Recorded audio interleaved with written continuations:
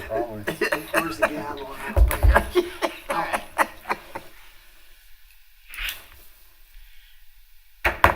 Call to order the regular meeting on Monday, October 14, 2024 at 6 p.m. for the Stokes County Board of Commissioner meeting.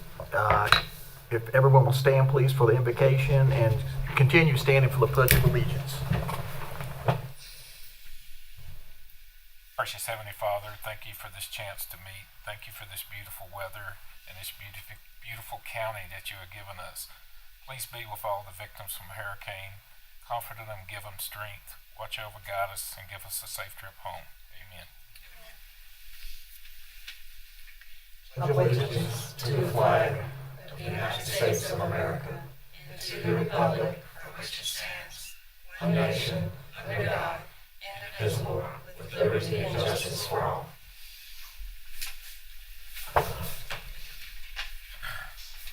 Entertain a motion to approve the agenda. Motion to approve. Second. Any further discussion? All in favor? Aye. All opposed? Motion carries. Do we have anybody signed up for public comments? Okay. At this time, we'll go to our comment section for the commissioners and the manager. You want to go? Who wants to go first? You want to go, Ronnie? Yeah, I'll be all right. Hopefully, everyone in the county is enjoying the beautiful weather we had today. And for all the people that have been affected by the last two hurricanes, Hurricane Helene and Hurricane Milton, we ask for our county to keep all of those individuals in their prayers. It's been devastating for so many people, both in Florida all the way up the coast to North Carolina, hitting parts of Tennessee, Georgia, South Carolina, etc. Some people have lost everything they had. And of course, unfortunately, several people also lost their lives. So we ask all of our people here in Stokes County that we were blessed that we did not have any bad weather with it. But keep all of those families in your prayers. We ask that you continue to be and keep our commissioners in your prayers as we go and do the business of the county. And we pray to God for his guidance and his wisdom as we go about his business. That's all I have, Mr. Chairman. Thank you. Thank you, Mr. Chairman. I'd like to welcome everybody that's participating in our meeting tonight. I have a hospital statement I would like to make next. Our board would like to take a moment to express our sincere appreciation to the LifeBright employees who are continuing to provide services to the patients of this county. We understand this process can feel unsettled, but want to assure you that we are hearing your concerns and that this process is still moving forward. The process can be very frustrating as many aspects of the legal discussions and negotiations are not allowed to be disclosed before they are finalized. But we can assure you that these discussions and negotiations are still very much underway. We guarantee that any information will be shared with the citizens of the county as soon as we are legally allowed to do so. So I just want to give a little reassurance to the employees and thank them. Thank you for hanging in there with us. Commissioner Wood. Thanks, Rick. That was needed. I'd like to welcome our one visitor and everybody's enjoying the weather. We appreciate everybody that's tuning in. We are so blessed in this county. I had a Walnut Cove Senior Citizen Board meeting, and they are working so close with King's Group and all these different locations that they set up. It's just great to sit in on that committee and watch the elderly enjoying what we okayed. And the numbers, I'll warn y'all, The numbers are increasing, so you know what that means. The money.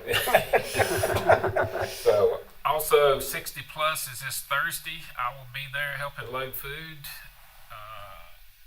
What time we start? See, about 11:30. Yeah, and it's been a real treat to do that. So, anybody that qualifies, please come out. And the other thing, it ain't often you get to go through Danbury to the courthouse and see all the construction going on. That's all I got. Yep, thank you. I'd like to welcome everybody that's watching online and anybody that's, or one person here participating live. We appreciate you coming out. I'd like to remind everybody that Friday, October the 18th at Fowler Park in Walnut Cove from 5 to 7 is the overdose awareness and remembrance event that the county did last year, and they're going to do it again this year. Different location though. It'll be between Fowler Park and the library in Walnut Cove right there. So just remind everybody to come out and support that. And remind everybody that early voting starts Thursday. You can vote at the King Library, the Walnut Cove Library, or the Danbury. No, this year is at the new Board of Elections in Danbury. So that starts Thursday, so remind everybody to come out and do that. And I also will piggyback on what Commissioner Morris read, that statement that we are hearing the concerns and we're aware of them, of what's going on with the hospital transition, and we're trying to facilitate moving forward as quickly as we can. And if we could maybe get that statement that Rick read in a form of an email that could be sent out to all the employees, because they might not all be watching, and that way they can maybe have it just to know we're hearing their concerns, and you know it's not falling on deaf ears. Things are moving as fast as they can right now. So that's all I've got. Thank you. Thank you. Welcome everybody that's tuning in, watching, or listening, and of course with the live audience that we have here. Just want to reinforce that keep in your thoughts and prayers to the people on the western part of our state. It's going through a lot of horrific family situations, and so please keep them in your thoughts and prayers. And also the public safety people that are coming from all over the state that are going up there to help the local resources, hopefully to get power going and to make sure that the medical and also providing law enforcement services to make sure that the looters aren't doing what they shouldn't be doing. I think that probably one of the biggest things that has come out of this, out of Western North Carolina, is the people of the state of North Carolina, the communities and stuff, have just stood up, and nobody was asked, and they just started to take supplies and volunteer the labor and to go up there en masse. And typically in disasters, what happens is after a few days or a week, it just seems like they forget about what happened. Everybody does. And that hasn't happened here in North Carolina. So I think that's a testament to the great leadership. And it's also shows you that we don't look at political parties when stuff like this happens. They're neighbors, they're communities that just like us, and we do whatever we can to help them. And for that, I'm extremely grateful, also extremely proud to live here in the state of North Carolina. And with that, I'll turn it over to our county manager for any comments. Thank you, Brad. Everybody knows that I've been spending a lot of time over the last couple of weeks getting to know our organization, talking to the folks in our departments, primarily leadership, and learning how we do things and why we do those things that way. And I got to say that I've been very pleased with my interactions with all the folks that I've talked to. I come away with a general sense that we're blessed to have high quality people that are genuinely focused on trying to provide the best services they can for our county. And I'm happy to be here on this team. We're wrapping up those in-briefs this week for the most part. And I'll be turning my attention now to scheduling meetings with some of our more important external stakeholders. But it's been a good few weeks here, and I'm looking forward to continuing to churn on this stuff. Thank you.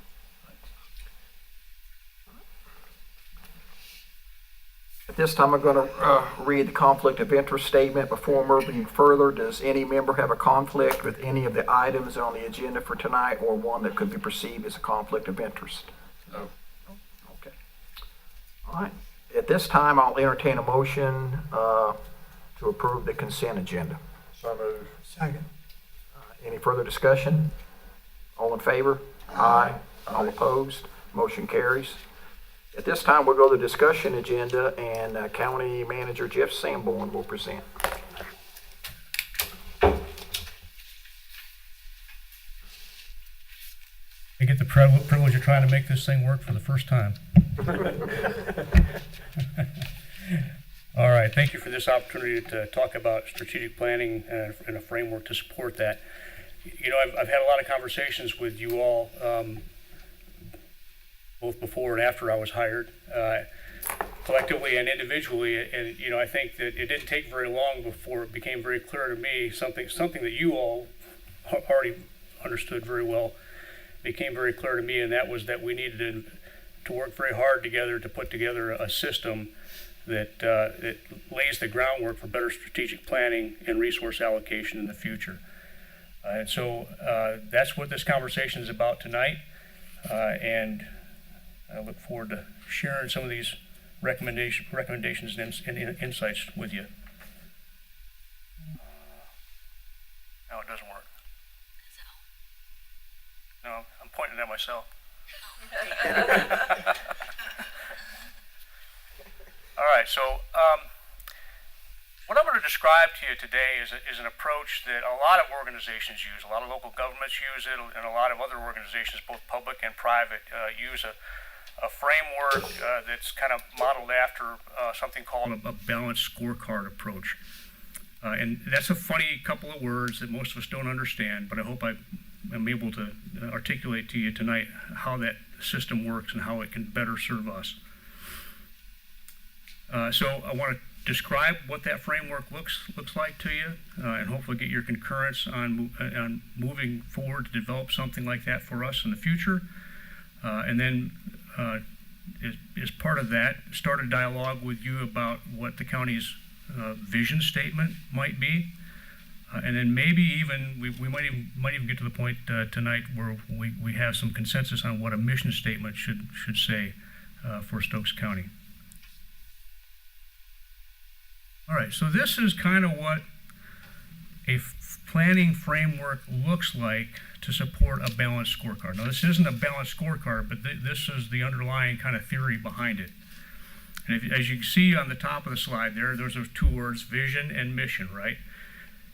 A mission statement it's a description of why we exist. It's why we're here. And a vision statement is something that's more aspirational. It's like, when we grow up 20 or 30 years from now, this is what we want Stokes County to be. All right, so I'd like to be working with you in the future to develop that vision statement. As I mentioned before, we might be able to nail down something that looks like a mission statement as part of our dialogue today. Below the mission statement, you can see kind of a hierarchy of strategic goals. And I'm going to describe this in more detail in the coming slides, but strategic goals are enduring and they're kind of lofty. They're high level, right? They don't change. It's not like I want to improve, EMS response time. That's about, every year's. Those are some of the priorities you might set for an annual planning cycle, right? But these are higher level things that last forever. They're the things that make up how we can accomplish our mission. And then below that, you see strategic objectives. And strategic objectives tell us how we achieve our strategic goals. And then supporting each one of those strategic objectives, we would develop a series of key performance indicators. These are data, right? These are things that we collect. And they tell us whether or not we're successful in meeting our strategic objectives, which tell us that we're meeting our strategic goals and therefore we're accomplishing our mission. And this is helpful because it tells us how we're doing, right? With those key performance indicators, when we select the right ones, and this will be a process, but when we select the right ones, they're going to tell us ultimately how successful we are. And when we get an assessment of how successful we are by looking at where we've been and where we are now and how we compare to other organizations, it can help you to better assess where we need to where you need to set priorities with regards to resource allocation in our annual budgeting cycle. This framework's also powerful because it allows all of our employees to understand how the things that they do help us all accomplish our mission and where they fit in. So it's kind of a reinforcing effect that way. All right, so I'm going to take the liberty to try to ask you to be a little bit interactive here. Let me grab my pen. And I don't want to catch you completely flat-footed, and so I'm not going to ask you to try to nail this down today, but maybe we can just get the conversation started.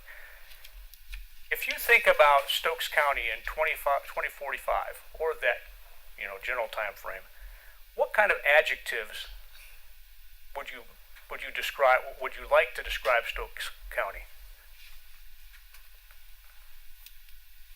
Any thoughts? Dynamic. Okay.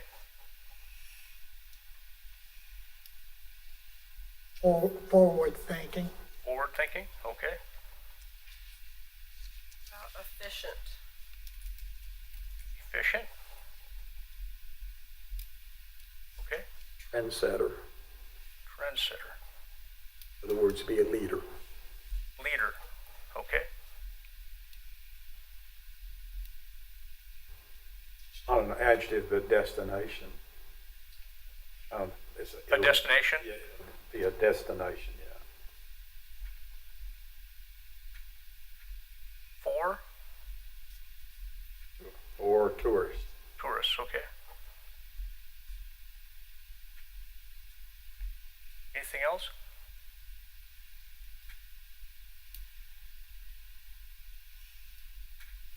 I don't know how to, I don't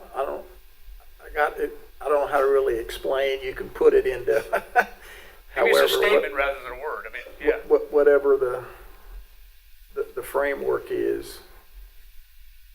But in terms of, even though right now we're looking at 2045 and kind of, what we want to be when we get there.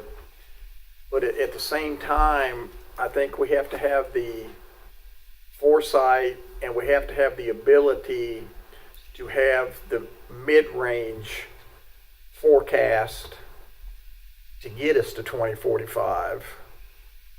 And I guess what I'm trying to get to is, I think that sort of like what you were explaining when you have the what our the objective is, but then or your goal, and then you got your objectives to how to get us to that goal, is to be able to see it in live time, to where sometimes, things may change a little bit, to where we have the leadership and the vision, to be able to kind of put the brakes on, and I'm sure you've read the 2035 vision plan. Mm-hmm. And if you take a look at that, a lot of it has been dead on as to what is in that plan. But some things that are not dead on, that they did kind of opposite of kind of what what that original vision was, but there was nobody asking any questions. It's just kind of like it's a free-for-all. It's a vision plan, but it's just a free-for-all. Yeah. So I know I'm kind of long-winded with that, but You're talking about a structure. right, there you go. There you go. A structure, both, I think what I was hearing, a structure in how we solicit input, but also in a structure with regard to what the plan is. Right. There you go. And being smart. Okay? Can you clarify that maybe? Well, being the oldest one here, all my life is we need more businesses, more this. In Stokes County, well, after going around the whole county, more will destroy what we got. Right, so So we got Yeah. to grow it and be smart. I think the comment you made right there is at the heart of why a vision statement is important, right? What do we want Stokes County to be and look like 20 or 30 years from now? Yes. And what don't we want it to be and look like? It's like everybody that comes up here wants to live here, but that's impossible. Mhm. So let's just keep teasing them till the end of time. You got plenty of land, Keith. Well, a sustainable quality of life. Sustainable.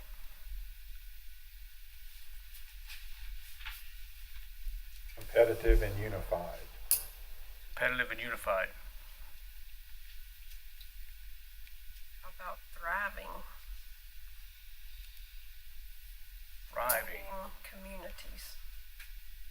Okay. Exemplary is another good word if you're looking for adjectives. All right. I don't know if this is more the vision than the mission statement, but I think as we develop them, you want to nod to protecting and respecting the heritage of our area, and coupled with embracing the future of Stokes County. But I don't think you can not put something in there somewhere about really wanting to embrace or protect the heritage of our county somehow. Yeah. Okay. I mean, that's important to me. Agricultural heritage or Yeah, I think so. I think just the entrepreneurial spirit of this county is a big thing. The agricultural and the arts are two that I think are very important heritage-wise things that we would want to continue to embrace, even as we try to, look to the future. Mhm. That makes sense. Good. I'd say excellence in our offerings, the things we offer, excellence.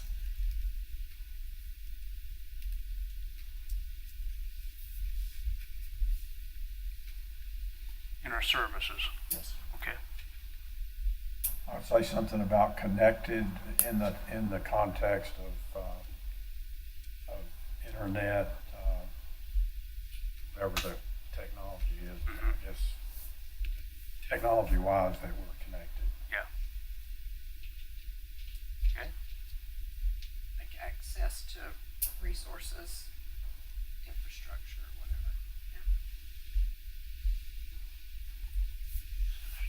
Yeah. Everybody has to really be online at that time, Yeah.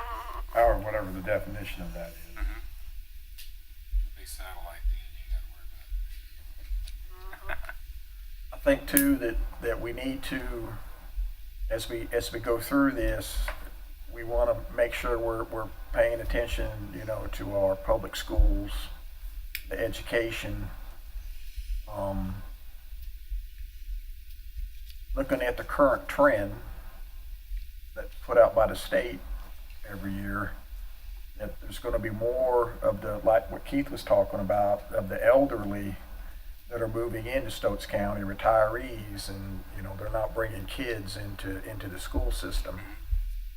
So I think it's falls into, I guess, into that part of that leadership, part of the structure of being able to work with the school system as to what the priorities should be and what reality is. But we've got to be on because obviously we spend a lot of money funding the local part of the school system here. Right.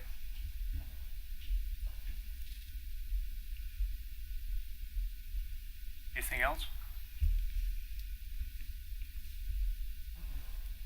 Yes. Like I said, we're not going to solve this one tonight. This is kind of just a thought starter. What we'll do with this information between now and the next time we engage you on this subject is kind of go back and do a word cloud type of analysis on this and try to distill some of this down and then show that to you again and generate some more conversation. And it might take us 2 or 3 times, but eventually I think we'll be able to zero in on a vision statement that is meaningful to everybody. Okay? All right, mission statement. A mission statement should answer 5 critical questions: who, what, when, where, and why.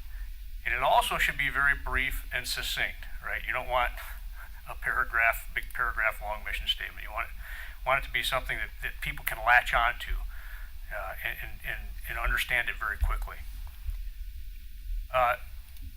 So I've taken the liberty to try to answer those questions, and I think that the first 4 answers are pretty self-explanatory. There's not going to be any controversy associated with them, right? Who? We're Stokes County government, right? We're the folks that have to perform. What? We provide governance and services in accordance with the general statutes. When? Well, continuously, right? We have an ongoing mission, doesn't change any day or any year to any appreciable degree. Where? Obviously in Stokes County. And why? In order to promote, this is the one where I don't know if this is intuitively obvious to everybody, but I would suggest that the why for every local government is all about quality of life. And many local governments that have gone through mission statement development have figured that out in the past as well. So I'd suggest that our why is in order to promote and enhance quality of life for our residents here in Stokes County. Does that kind of make sense to everybody? I said that a mission statement should be brief also, right? And so I've suggested there on the slide that maybe the when and where, we can kind of leave it out. It's obvious to everybody, right? We know that that it's a continuous mission. We're always going to be doing what we do, right? And we know we're going to be operating in Stokes County, and so do our residents, right? And all of our stakeholders, we don't need to state that in the mission statement. And you might also be able to say the same thing for the answer to that first question. Everybody knows that we're a Stokes County government, right? So that kind of leads me into this next slide. So I've offered up 3 suggestions here, kind of from the more complete down to the more brief. Option 1, Stokes County government provides governance and services in accordance with the North Carolina General Statutes in order to protect, promote, and enhance quality of life for Stokes County residents. It's very complete, relatively succinct, but answers all the critical questions, I think. Option 2 is a little bit more brief, a little more succinct, and it just leaves out the identity of us as Stokes County government. So our mission would be to provide governance and services in accordance with the North Carolina General Statutes in order to protect, promote, and enhance quality of life for Stokes County residents. And option 3 is even more brief, even more succinct. May not be quite as clear,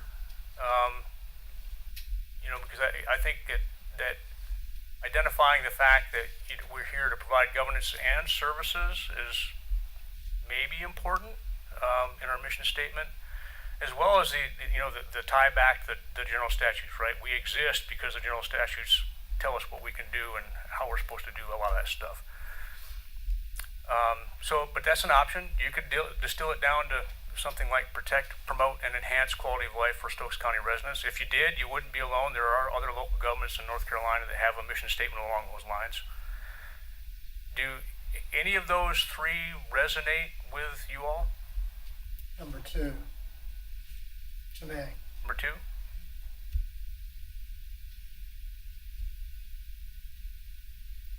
Or does anybody have any other suggestions or ideas? Like 3 because it's short, but my mind works in weird ways now. I need to tell you this. After residents, I would add visitors. Yeah, that's what because we are driven so much by, and that's just going to keep booming Yeah. in the future. And that's an inclusion. You wouldn't be alone in that inclusion as well. There are other local governments that include visitors. If you go with option 3, you could say something like, our mission is to protect, promote, and enhance the quality of life for Stokes County residents and our visitors while respecting our heritage and embracing the future. I think you could. I think that's more vision, though. Well, Yeah. okay. It may be. Yeah. I'll do number 3 and add the visitor thing. But then in the title, wouldn't the title say Stokes County mission statement? Yeah. I mean, it would be So on all that's- of our documentation and stuff. If you So put yeah. Stokes County mission statement, then Yeah. Right, then you wouldn't need to Lead it say in. our To mission. To protect, promote, and enhance quality of life for Stokes County residents and visitors. enough for me. Yeah, I like it. I like it short, condensed. Yeah.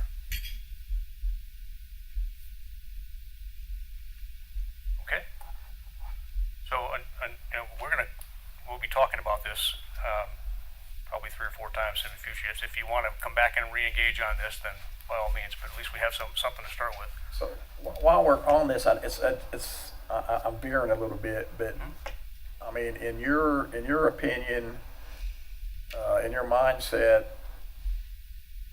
the way I look at it, this shouldn't just be on our website. Our mission statement needs to be on official, anything that is official documentation. It should be ingrained in all of our employees. That's I mean, exactly every right. time they look at something, they should be able to read that and see. And it's because the ship needs to go one way. Right. Should be prominently posted in all of our facilities and other working environments. So it just don't go on the Correspondence, website and then yeah. we just say, okay, we got a mission statement, and so then we just go back to business like we've been doing business. I think it has to be. We're proud of it. We're proud of Stokes County, and it needs to be front and center. I think you're exactly right. So Okay. we would move in that direction. Okay. So moving on, we're going to come back to the balanced scorecard approach. And this is just a little bit more, still very high level, but in-depth discussion of what this is all about. I'm going to start with strategic goals. Strategic goals are enduring high-level goals. When all strategic goals are met, we are accomplishing our mission, as I stated before. Everything that we do of significance as a local government must support at least one of those strategic goals, right? Otherwise, why are we here? If any of our employees are doing something that's not part of one of these strategic goals, then we got to go back and look at our framework. And I provided some examples here. I think we're going to learn very quickly that our list is going to be much longer than this, and they're just examples. They may or may not apply appropriately to Stokes County government. But one might, an example would be safeguarding community. Another one might be promoting a thriving business community. A third one might be promoting active living and cultural opportunities. And those first 3 are customer-focused examples, right? These are they relate to how we provide services and governance to the folks that matter, our residents and our visitors. But it's also important to have internally focused goals. So a couple of those might be something along the lines of professionally managing a high-performing workforce and maintaining a healthy financial position. All right? High level. Strategic objectives. Strategic objectives are enduring categories of service or other work effort that support attainment of each strategic goal. They tell us how we will achieve the goal in terms of the things that we do, the things we deliver, the things that we provide. And so I provided some examples of strategic objectives that might support attainment of a strategic goal of safeguard the community. And this, like I said, I'm not suggesting this is the answer for Stokes County, but this is an example of what that might look like. Delivering effective inspection services. That's all about safety and safeguarding our community, right? Delivering effective emergency management services. Delivering effective law enforcement services. All right. Any questions on that? No, I want to go back to where we were at earlier. I'm sorry. Yep. If it's okay, the reason I went with 2 instead of 3, and 3 was shorter, and you need to be pinpoint exactly where you want to go. But on 2, you had providing governance services in accordance with the general statutes. Okay, and then go to your next one after that, the next slide. Next one. One more. Okay, you have on possible examples, maintain a healthy financial position. Okay, now, general statute says you have to keep 8% fund balance for the state to come in and take over. That's a statute. That's why I felt like it was important on option 2, on the governance and with the statute. That is a statute that we have to abide by. It's not an option. Maintaining a healthy financial position certainly is important, but the 8%, that is not an option. We go under 8%, the state's going to take over. Yeah, I mean, the general I'm statutes just throwing provide that all out. kinds of limits That's on what why we I can and put- can't do and how we have to do it. That's why I felt like Yeah. in accordance with the governance and the statutes. That's why I felt like statutes was, there are certain statutes that we have to meet that will go toward the last one, which everybody added, like visitors coming in and things of that nature. That's a very good mission statement. I just felt like, I just wanted it clarified that the reason I wanted the one with statutes was there are certain statutes that are going to come back that we have to abide by. Sure. That's all. My interpretation would be, like with your example with the financial help, of the minimum 8% of the 8% fund balance is, I mean, that's the statute. We want a healthy fund balance, and that ain't 8%. Right. So that's why I think that, when we go to option 3, to me, it's kind of redundant with, you're talking about, I mean, we have all kinds of general statutes we have to follow. We do. I mean, and so that's a given, we have to. Things that people in the community, though, Right. would not know, but we would know as commissioners. That's all I'm at, saying, Brad. I understand what you're saying. I think that maybe part of what Ronnie's calling attention to is that quite often many of our residents don't know the limits that are put on us, right? And they expect they're going to call you and say, do this and do that, and they don't understand the framework that we operate in. And including it in our mission statement isn't necessarily going to answer that question for them, but it's going to let them know that we are constrained. Right, Joe. And the sad thing is they don't want to know. If they got the quality of life, they're happy. However they define it, right?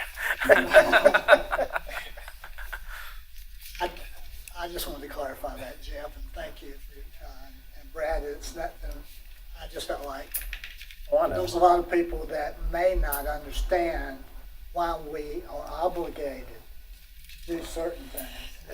Under the statute. I understand where you're coming from. All right. Thank you. Any further discussion on that one? Okay. All right. Objectives, objectives. All right. Key performance measures, KPIs, is what we like to call them, or some of us do. All right, KPIs are the things we choose to measure to assess our success in the delivery of service supporting each strategic objective. They're how we will know if we are successful. And KPIs are most useful when, one, there's a clear linkage between what we're measuring and the supported objective. Two, we can trust the data's validity. Three, we can compare our performance over time, right? Are we doing better than we were last year, or are we doing worse, or what's the trend line look like for us? How does it compare to the goals that we have set year over year? And four, we can compare the performance to other organizations, other similar organizations, other county governments, right? So how well do other folks do this? Because sometimes you're going to take a measurement on something and you're going to look at it and say, wow, we only got 60% on that, and it looks really bad, but when you can put it in the context of how everybody else is doing, it's really not that bad, because there are some things we're going to find that you just can't please everybody, because they have different value systems. Some people want you to do more of this, and some people want you to do less of it, for example, depending on what they value. So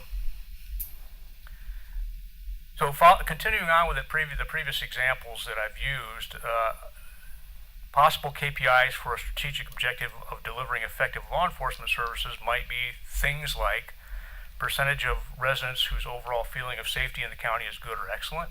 And we don't measure that right now, but in the future we could do something like that. Percentage of residents satisfied with law enforcement services provided by the Sheriff's Department. Again, we don't measure that right now, I don't think, but it could be something that we endeavor to do in the future. Crime rate per 1,000 residents, right? That's something you can easily benchmark and compare to other counties around the state, and we could also compare it to past performance and where we're going. So that's KPIs. Any questions on those? Just a comment, Jeff. Are you using KPI and KPM? Are those are the same thing, right? A key performance measure and a key performance indicator.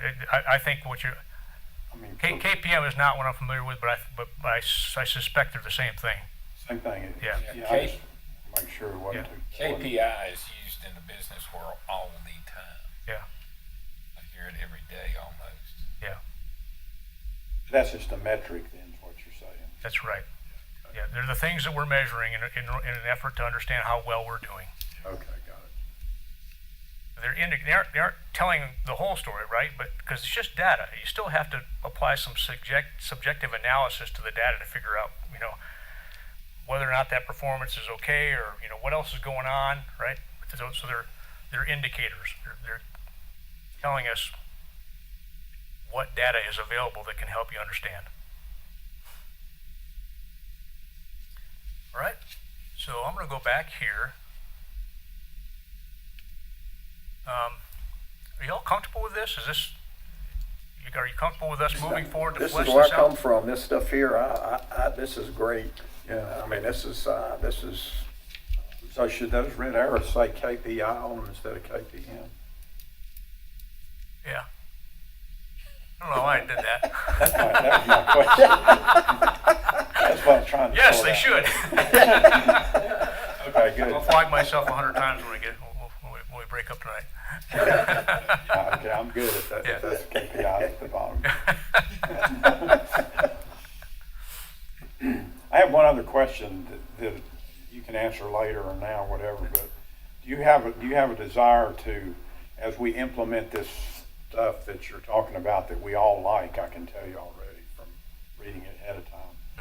But do you see have a desire to put some kind of baseline in at the beginning, like a program baseline across the.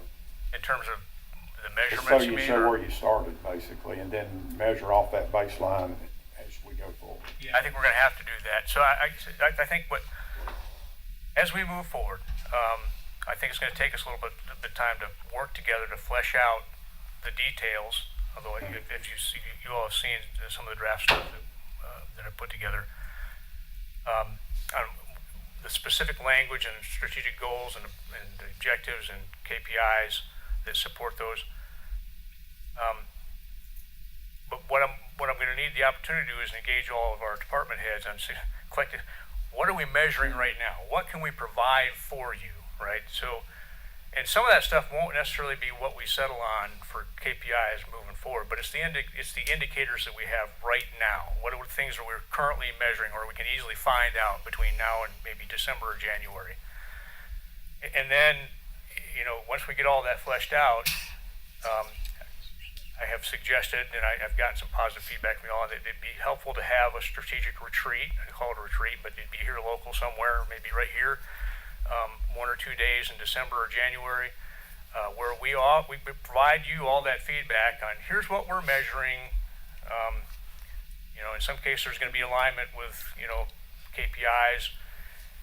Maybe it won't be, but at least we have a baseline, and you can look at some information, and it can help you to provide to set some priorities for this next upcoming budget cycle.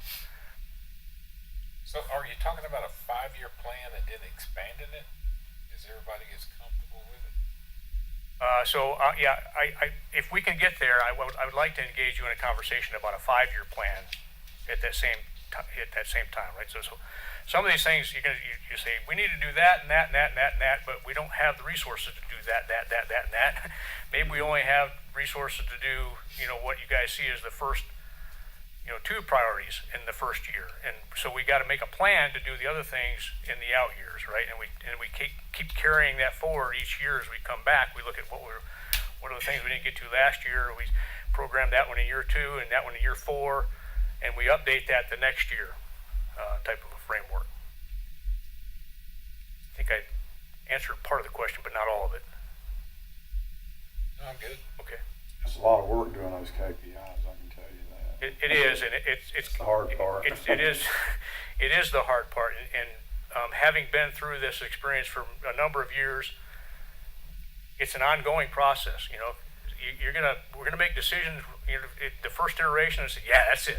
That looks good, right?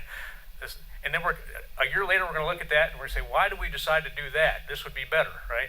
And you're going to change this one to that, and you're going to make updates, and we're going to be tinkering with this whole framework probably for a period of 4 or 5 years before we really get it settled out to something that. Yeah, because ideally, whatever department you're in, or as the county manager, the countywide, you always want to move that ceiling. Yeah. Your goal is to hit the ceiling of whatever, the original goal and objectives were, but then it is for the ceiling to move up, and we go with it. Right. With regard to the goals we set for our key performance indicators, Right. where we, Right. yeah. Sure. All right. So we'll move forward with that, and I would expect that if it's okay with you all, at your next meeting, we'll come back and we'll have a little bit more in-depth discussion about the language on the strategic goals, strategic objectives, and key performance indicators that will kind of set us up to move forward as we march toward December, January, and we'll have a conversation about what time frame works best for you all to do that kind of retreat type of thing. All right. One more question. Do you have an idea of how much might be too many goals? I'm sorry? Do you have like a thought on if there may be some number that's too many goals to do? Should they be limited to a certain? Yeah, I mean, there's a lot. I mean, Keep you from saw just- you saw how many there were in my draft, right? Yeah. There's a lot there, and it's more than I'm used to dealing with. I welcome suggestions on how to combine some of that stuff, but the reality is that county government is really, really diverse.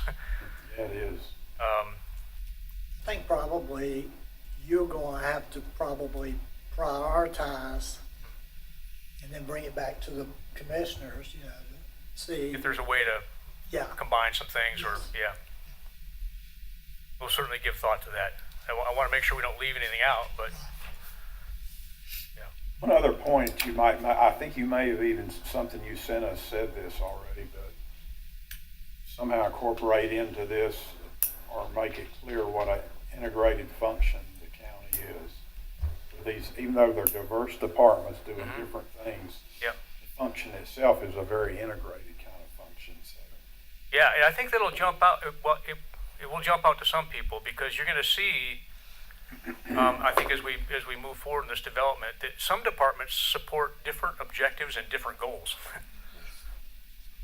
Yeah, exactly. Yeah.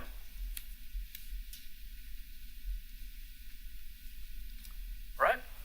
Good. All right. Good job. Thank you. We wanna move back to this, there we go.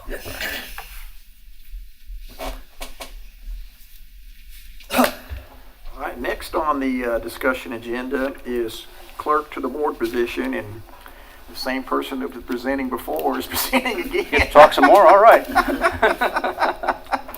All right, so I obviously wasn't here this last summer during the budget discussions back in May and June, but it's my understanding that that you adopted a budget that, and I know this, that provides for the hiring of an economic development director, but that you had some conversation as you were adopting the budget about maybe holding off on that and instead hiring a clerk and using those resources to hire a dedicated clerk instead. It is my recommendation that you do that, and pursuant to that, we've put together a draft job description and posting that would correspond to that position. I think it's fair to say that a clerk is not necessarily a full-time position, and so there's some capacity to be had there. So that job description, and it also includes duties associated with administrative support to the management, and also being kind of our central communications manager. I think that's a function that we're lacking right now, making sure that we're speaking with a common voice across all social media platforms and with our website and managing our website, making improvements to our website, and the like. And so if you all are comfortable with that, then I'd like to ask you to approve it, and then we'll move forward with advertisement and selection. And the idea would be for us to do the interviewing and hiring, and then upon hire, ask you all to appoint that employee to be the clerk to the board. Any discussion? I'm good with all of that, and what he just said. The one thing, the job description looks great. The one thing I can't remember from reading it, does it have other duties as assigned front line in it? Like a catch-all type of a thing, you mean? Yeah, catch-all where you can add additional duties, other duties as assigned. Just in case you want them to do something that's not specified in the rest of the job description, like an additional duty or whatever. I don't think it specifically says that, but we could add it. That's, Yeah, I think it'd be good, just Okay. that way you can. If you don't, they'll throw it up your face later on. Okay. Yeah, I do like what you added about creating content for the social media accounts and maintaining the county website, and public relations communication piece. I think is very important. That would be definitely needed and a good place to put those duties, I think, in this position. So I like that. Agree with Commissioner Cox on that.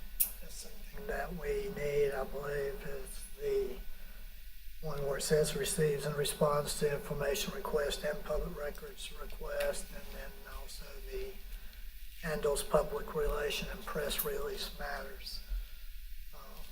You look,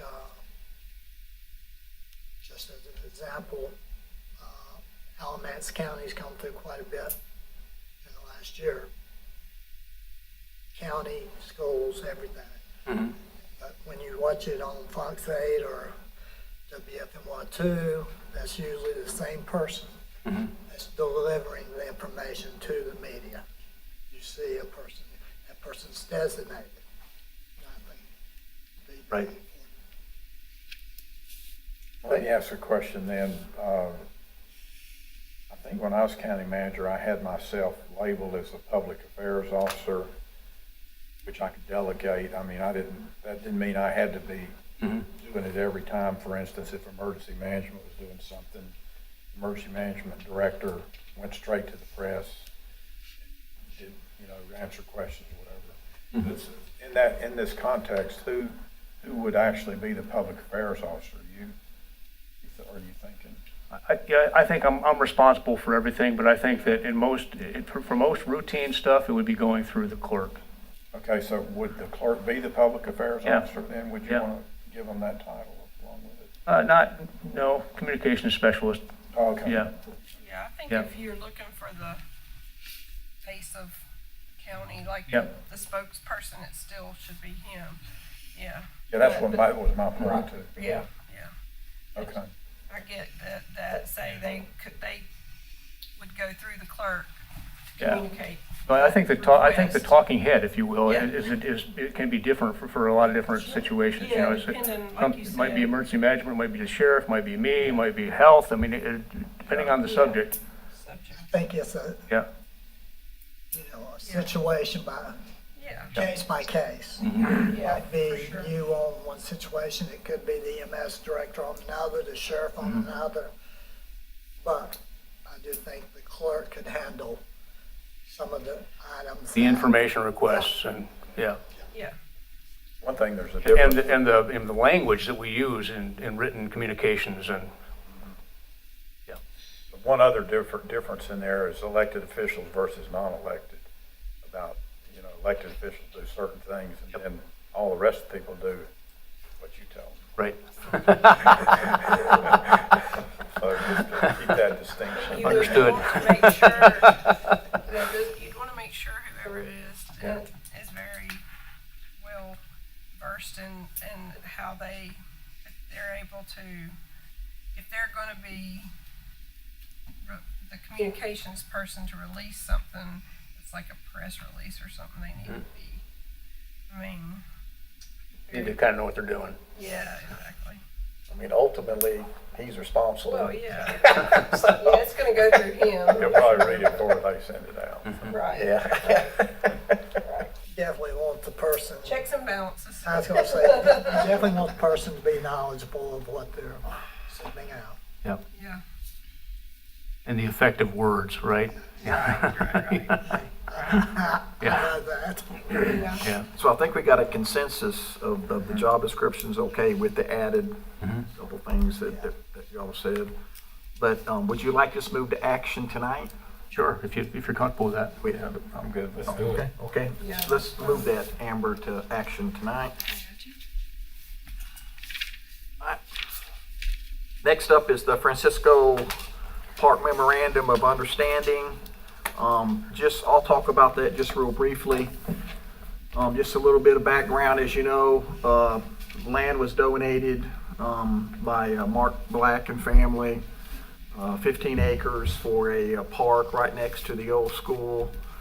Our Northwest, the communities of our Northwest Stokes, they're a very active nonprofit. They're very involved in the community, and they had a vested interest and expressed a lot of optimism about being involved with the park. And of course, they gave a presentation maybe 2 months ago, a little bit of their vision and kind of what it looked like. They received a lot of feedback from the community. They presented a MOU at that night, but there were just a few things that we just wanted to clarify a little bit in terms of liability and also our responsibilities and with scheduling and so forth. So basically the new MOU, what it does, it just addresses, and they have agreed to the new terms. It just addresses mainly that we keep communication open between our Northwest Stokes, the nonprofit, and Stokes County government, to whereas we kind of know what they're doing, and then we also, if we want to plan events there, that we let them know in advance as much as we can that, hey, we're going to have an event. And then also with the understanding that, we want to partner with them because they're already active in getting grants, and they've already got some money that, they're going to put down a quite sizable amount of money to get the thing going. But at the same time, they will maintain the park, but it's going to be year by year on a budget. So if they, whatever our budget constraints are, they know that it's just not automatic funding that is going to be poured in, every year. It's due to how the park progresses, and it's, basically upon us if we want to help with a grant or a match or something like that. So I know y'all recommend that the MOU is on our end is good, right? Because Ty, Ty's reviewed it. and y'all, And I will say that the other important part that we did add, and that the Francisco group agreed to as well, is the termination section. Right, Where it yeah. gives them and us an option for it termination. was at 30 any days, point. wasn't it? 30 days I don't think notice, it or has a time limit in there. just open-ended, just to Upon give them. written notice, Yeah, yeah. it says either party shall have the right to terminate the memorandum of understanding at any time upon written notice to the other party. Okay, good. Just in case. I mean, Yeah. I think it does a good job of showing the roles and responsibilities of their group and us and the budget, all of that together. I think it's good to go. I do too. Plus this group has got it together. Yeah, Big time. yeah, for sure. Rick, you good? So, Can we move that to action right, for tonight? yes, yeah. This is, Amber, I was talking to her about it before me. This is sort of like the management agreements we have with other groups for the other parks, right? yeah, it acts as the same type of thing. I mean, the language may be a little different because the others are quite dated at this Yeah. point. But yeah, I mean, the point's the same. Okay. They'll be managing. Do we update those? Is there a time period? No, I mean, I think that's, They we probably might. need to. Yeah. We They, had they need updating, we I'm had sure.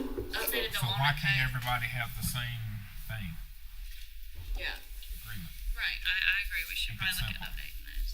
We did update the Walnut Cove management agreement not too, it's probably last year before last, but Yeah, it was last they year. They didn't. all need to be looked at Yeah, and updated. I think that was the goal. We just I still think each one needs to be looked at, but for this one here, I think is good to go.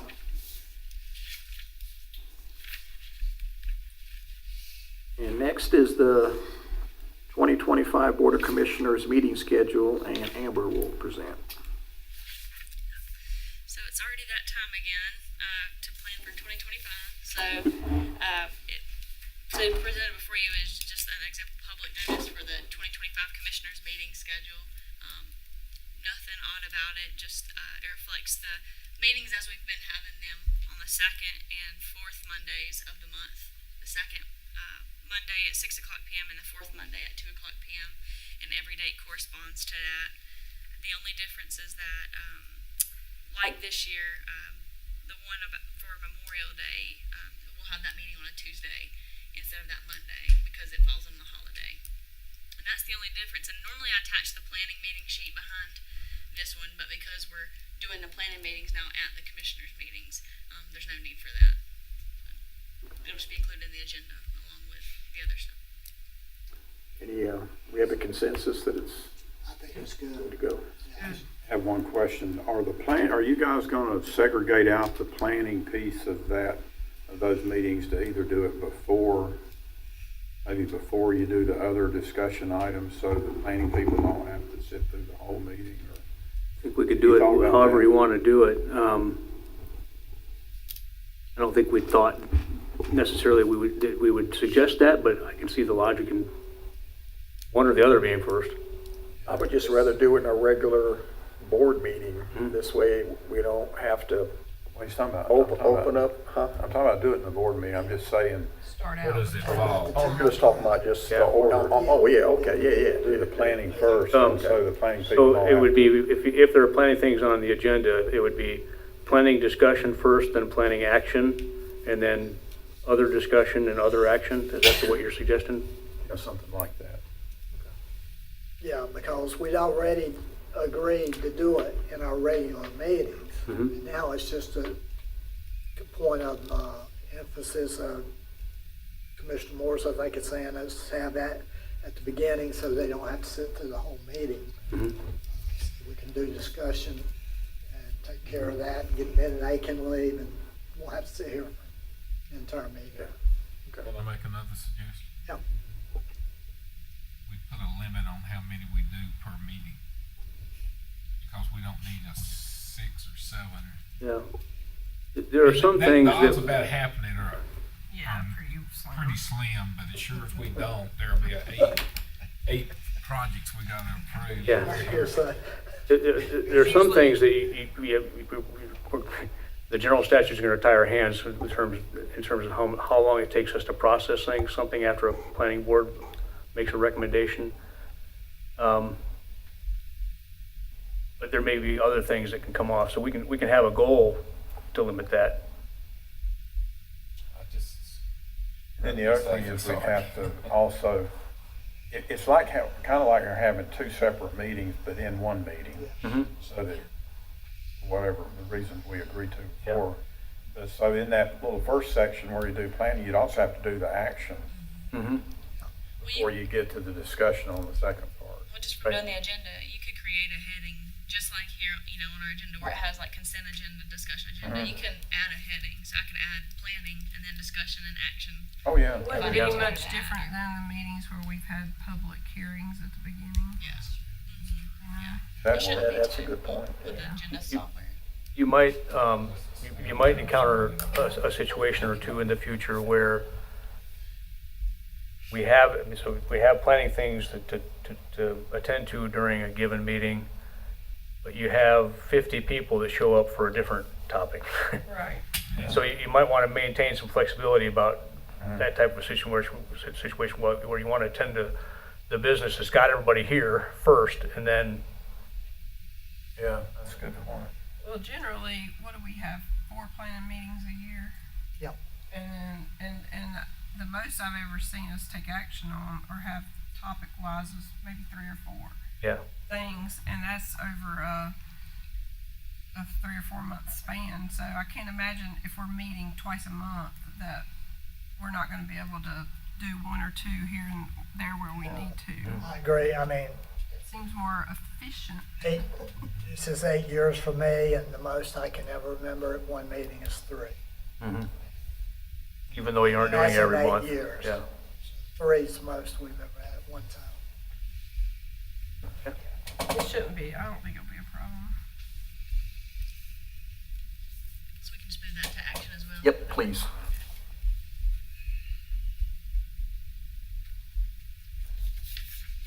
At the last item on the discussion agenda is the fire commissioner appointments. There are 2 civilian member positions and 1 service member position expiring on October 31st, 2024. Stephen Roberson has agreed to continue serving in the service member position for another term, and Steve Fagg has agreed to serve another term in one of the civilian member positions. During the application period, 1 application was received from Mr. Robert Dreyer to fill the other civilian member position. The Stokes County Fire and Rescue Association recommends approval of these individuals. We just nominate them. Yeah, you could. And then we can take action at the next Next meeting. meeting, we'll poll at the next meeting. Yeah. So I just need a motion to nominate the members. Yeah, I'll make a motion to nominate Stephen Robertson. Keep him on the fire commission. And it looks like they're recommending an approval of Steve Fagg for another civilian term. So I nominate Steve Fagg for a civilian member term and Robert Dreyer for a civilian member term. He's the new one that we've got the application on. Those 3. Need a second? Second. All in favor? Well, I got one comment. I want to talk to Robert Still in Light. I'm discussion. sorry. Then see, I'm I sorry. thought he wanted to Discussion. serve again, so I wanna. Okay. Well, will See. it be another 2 weeks that you can still accept more applications if they come in? Yeah, they have a chance to. Yeah, it's still open. Maybe we can. Yeah, and I think I will just, and Yeah. I will note that I think Tiffany Bowles with the fire marshal's office reached out to him, but I don't think she ever got a response. So I'm not I'll sure if check he with is him. or if he's not. I'll check with him and see. Okay, that's all I have. So we got a motion, and then we got a second. So take a vote. All in favor? Aye. All opposed? Motion carries.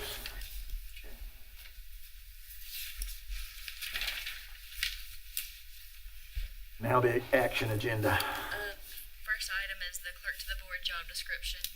Motion to approve the description as we have on our agenda tonight. Can I get a second? Second. Any further discussion? All in favor? Aye. All opposed? Motion carries. Item B is the Francisco Park Memorandum of Understanding. Motion to approve. Second. Any further discussion?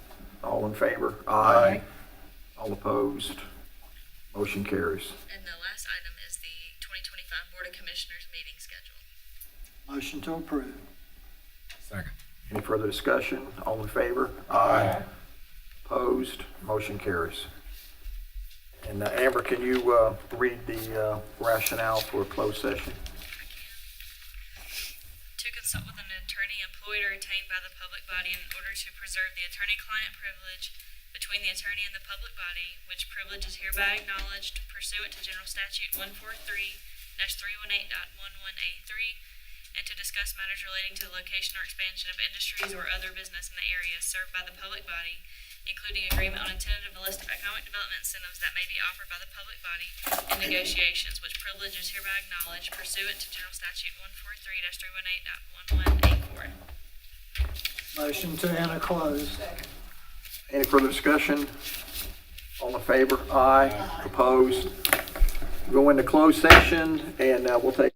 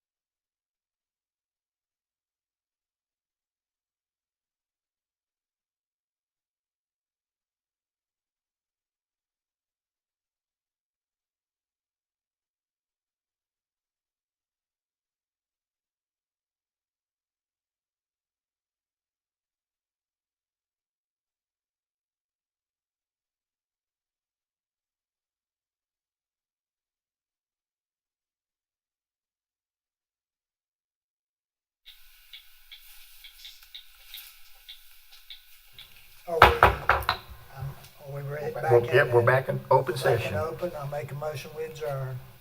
Second. Any further discussion? How about me? All in favor? Aye. All opposed?